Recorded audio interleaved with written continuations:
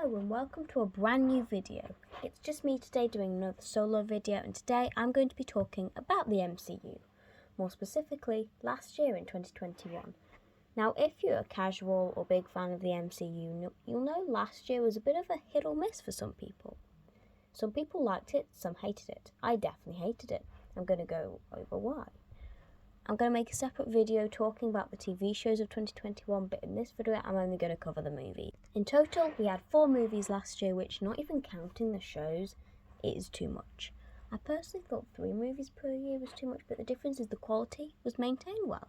Of course, with any franchise, James Bond, Harry Potter, Star Wars, of course you get a flop or a bomb, but even just a generic bad film every now and then. But Marvel released 4 films in 2021, and none were watchable or, dare I say, likeable. You could argue it's because of COVID, but that doesn't apply to the quality, but rather the spacing, and we were even halfway through 2021 when we got our first and definitely not last MCU movie that year. Let's start with Black Widow. It was the first MCU movie in 2021. Fun fact, it actually released onto Disney Plus on my birthday.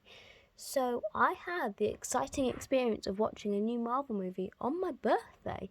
And the first time I watched Black Widow, I actually enjoyed it. It's one of the more serious MCU movies while still keeping the classic humour. Florence Pugh was brilliant. Scarlett Johansson was brilliant. The only thing I didn't love the first time is the ending. The CGI could have been better. It also annoyed me that it's not really beef for the film, but it annoyed me that the character was dead, so it felt like the story didn't matter so much. It was only rewatching it. I've unfortunately only seen the ending once, because every time I've tried to rewatch the movie, we barely get halfway. I can't even pinpoint any bits in the first half that I don't like. It just feels very mediocre. The opening scene is very good though, as is the opening credits. That leaves me on to the next movie, Shang-Chi and the Legend of the Ten Rings. Again, I really liked the first half. Unlike this had potential to be great. For me, as soon as we meet the supposed Mandarin actor and his faceless pig, it's called Morris, isn't it? The film goes from good to below average to downright awful. Then we get a silly dragon fight scene at the end, which is just stupid with over-the-top special effects. Sometimes simplicity is key.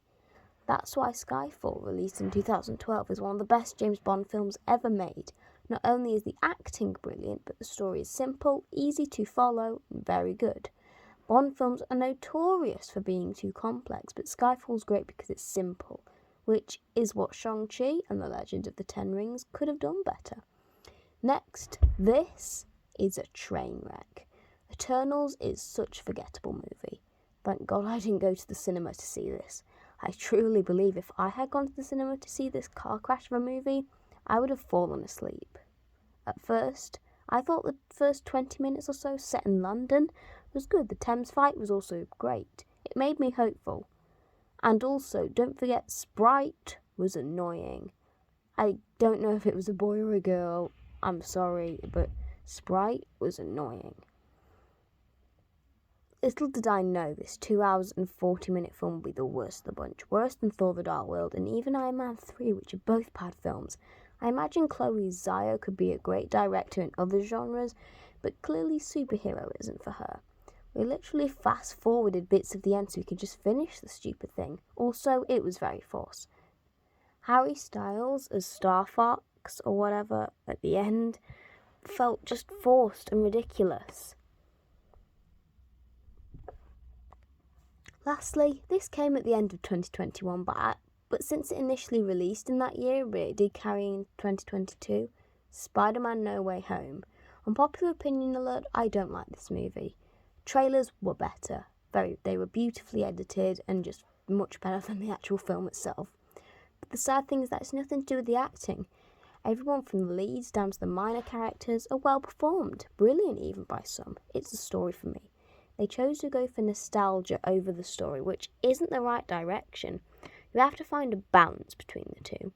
I'm planning on going through this in more depth in a future video about why I think No Way Home isn't as good as everyone says, so stay tuned for that. So just by the movies, do you think 2021 was a good or a bad year for Marvel? I would say it was bad. I would appreciate if you subscribe and follow me on TikTok at AliceAsh9. Thanks for watching. Bye!